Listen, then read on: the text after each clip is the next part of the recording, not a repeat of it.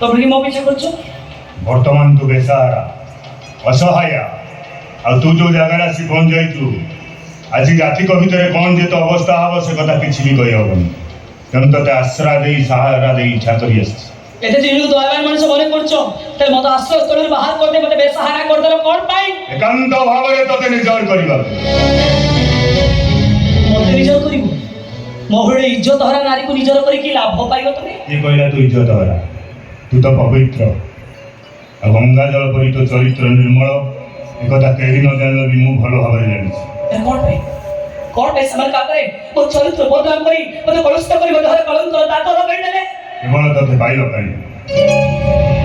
ତତେ ଭଲ ପାଏ, ପ୍ରେମ କରେ, ବିବାହ କରିବା ପାଇଁ ପ୍ରସ୍ତାବ ଦେଇ ସାରିଛି। ଆଉ ତୁ ମୋ ପ୍ରେମକୁ ଗ୍ରହଣ ନ କରି ରୂପକ ସହିତ ବନ୍ଧୁତା କରି ତା ଘରେ ଆସି ରହିବୁ, ଏକଥା ମୁଁ ସହି ପାରିଥାନ୍ତି କେମିତି? କୌଣସି ପରିସ୍ଥିତିରେ ମୁଁ ତମ ପ୍ରେମ କରିପାରିବିନି। କାହିଁ ଡାଇରେକ୍ଟ ବାହା କରୁନୁ?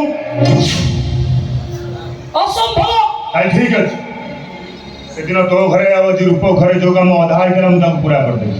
ତମେ ତମ ଇଜ୍ଜତର କଳଙ୍କର ଦାଗ ଲଗେଇଦବ? ନା ନା ନା, କଳଙ୍କର ଦାଗ ଲଗେଇବିନି। ମାତ୍ର ଥରୁଟିଏ ତୋ ଦେହ ସହିତ ସମ୍ପର୍କ ରଖି ତୋତେ ଉପଭୋଗ କରିବି। ବାସ୍, କାମ ଶେଷ। ସେ ଏକା କଥା ହବ ନା? ଏକା କଥା କେମିତି ହବ? ମୁଁ ତତେ ପ୍ରେମ କରେ, ହେଲେ ତୁ ମତେ ପ୍ରେମ କରୁନା। କାହିଁକି ନା ମୁଁ ତ ମନ ପସନ୍ଦର ମଣିଷ ନୁହଁ। ସେଇଥିପାଇଁ ତ ତୋ ମନ ଭିତରେ ରହିଛି ମୋ ପ୍ରତି ଅଜସ୍ର ଘୃଣା। ତାମାନେ ତୁମ ଉପରେ ପ୍ରତିଶୋଧ ନେବ? ପ୍ରତିଶୋଧ ନୁହଁ, ଘୃଣାର ଶେଷରେ ପହଞ୍ଚିବ।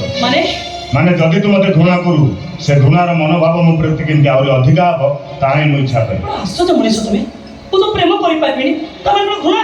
ଆଉ ତ ଘୃଣା କ'ଣ ପାଇଁ କରିବି? ମୁଁ ତ ଘୃଣା କରିପାରିବିନି। ବା କହୁଛୁ ତୁ ମତେ ଘୃଣା କର? ମୁଁ ତ ଘୃଣା କରିବିନି। କାହିଁ ଘୃଣା କରିବୁନି? ଆଶ୍ଚର୍ଯ୍ୟ। କ'ଣ କହିବୁନି? ପ୍ରେମ କରିବୁନି ଏ କଥାକୁ ମୁଁ ମାନି ନେବି, ହେଲେ ତୁ ମତେ ଘୃଣା କରିବୁନି ଏ କଥାକୁ ମୁଁ କେବେ ମାନି ନେଇ ପାରିବିନି।